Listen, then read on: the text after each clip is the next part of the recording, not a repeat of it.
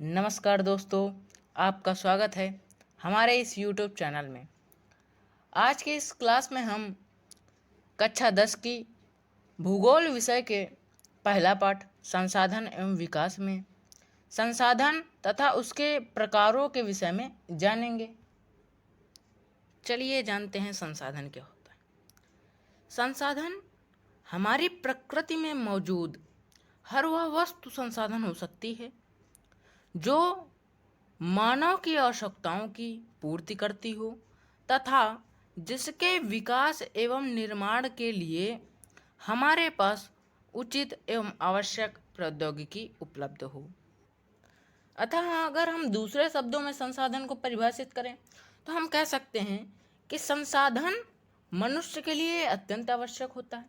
संसाधन किसी भी रूप में हो सकता है।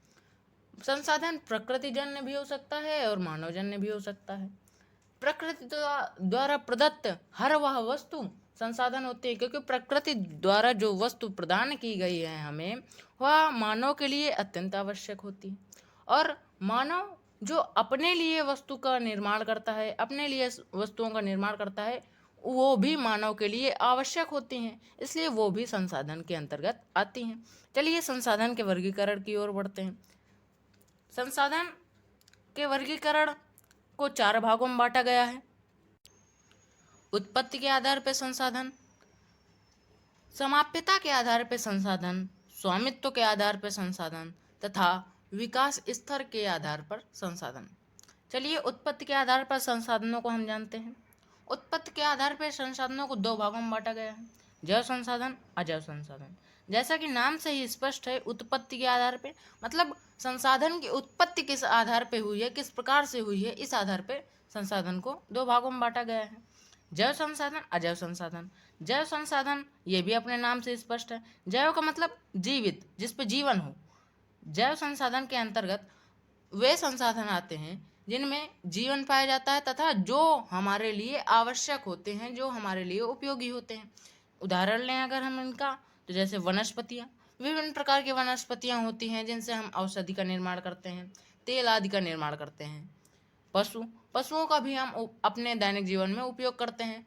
पशु कृषि कार्य के लिए भी अत्यंत लाभदायक होते हैं तथा पशुओं से हमें दूध भी प्राप्त होता है इत्यादि। प्राणी जगत के अंतर्गत सभी जीव जंतु आ जाते हैं। अब अजैव संसाधन क्या है? अजैव संसाधन ऐसे संसाधन होते हैं जिनमें जीवन का अभाव पाया जाता है, जो निष्क्रिय होते हैं, जो निर्जीव होते हैं।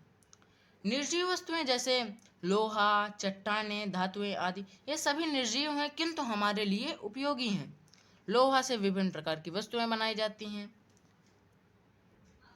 चट्टानों से मूर्ति आदि का निर्माण किया जाता है तथा धातुएं तो हमारे लिए बहुत ही आवश्यक होती हैं। धातुओं से विभिन्न प्रकार के आभूषणों आदि का निर्माण होता है। अब संसाधन का दूसरा वर्गीकरण, समाप्यता के आधार पर संसाधन।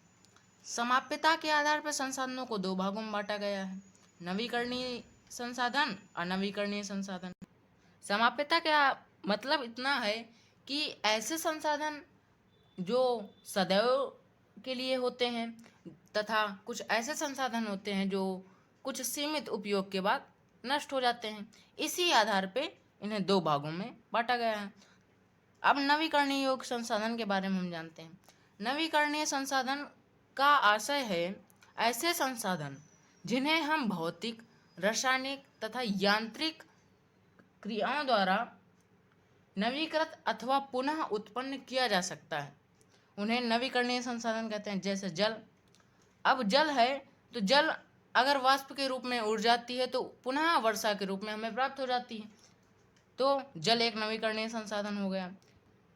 सौर ऊर्जा, सूर्य द्वारा प्रदत्त ऊर्जा को ही सौर ऊर्जा कहते हैं।